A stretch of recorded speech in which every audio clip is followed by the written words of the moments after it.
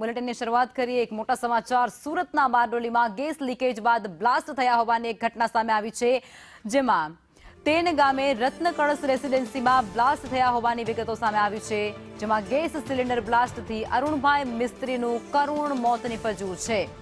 આ બ્લાસ્ટમાં ઘરનો તમામ સામાન એ બળીને ખાખ થઈ ચૂક્યો છે। ફાયરની 2 જેટલી ગાડીઓ ઘટના સ્થળે પહોંચી ચૂકી છે અને આગ પર કાબુ મેળવવાના તેમના દ્વારા અથાગ પ્રયાસો કરવામાં આવ્યા હતા અને છેવટે આગ કાબૂમાં આવી છે। સંવાદદાતા યાશિર અમારી સાથે જોડાઈ ગયા છે। યાશિર, પહેલા તો ગેસ લીકેજ થાય છે અને પછી બ્લાસ્ટની ઘટના બને છે અને તેમાં એક વ્યક્તિનું મોત નીપજે છે। સંપૂર્ણ વિગતો શું છે અને ક્યારે બન્યો હતો આ બનાવ?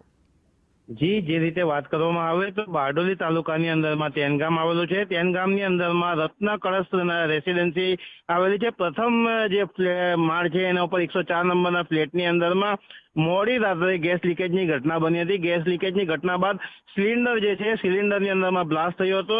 જો કે આગ જે છે સમગ્ર જે ઘરના સામાન છે એ સામાનની અંદરમાં લાગી જતા જે ઘરના અંદરમાં એક 80 વર્ષીય અરુણ મિસ્ત્રી અને એમનો પરિવાર રહેતો હતો। જો કે સમય સૂચકતા લઈને પરિવાર જે છે બહાર નીકળી ગયો હતો।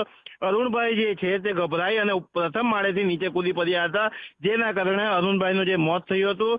જો કે ઘટનાની જાણ થતાં જ આજુબાજુના જે લોકો છે તે ઘર સ્પોટ ઉપર પહોંચી ગયા હતા અને ખાસ કરીને બારડોલી ફાયરના જે જવાનો છે તેમને જાણ કરવામાં આવી હતી। બારડોલી ફાયરની 2 જેટલી ગાડીઓ જે છે ઘટના સ્થળે આવી પહોંચી હતી અને આગ પર કાબુ મેળવવાના પ્રયાસો કર્યા હતા। જો કે મોડે 2 કલાક જેટલી જહેમત બાદ આગ પર કાબુ મેળવવામાં બારડોલી ફાયરને સફળતા મળી હતી। જે બાદ બારડોલી પોલીસની ટીમ પર ઘટના સ્થળે પહોંચી હતી અને જે મૃતક છે તેની ડેડ બોડીનો કબજો લઈ અને પીએમ માટેની કાર્યવાહી હાથ ધરવામાં આવી છે અને જે ગેસ લીકેજની ઘટના છે એના માટે FSLની જે મદદ છે તે પણ લેવામાં આવી રહી છે।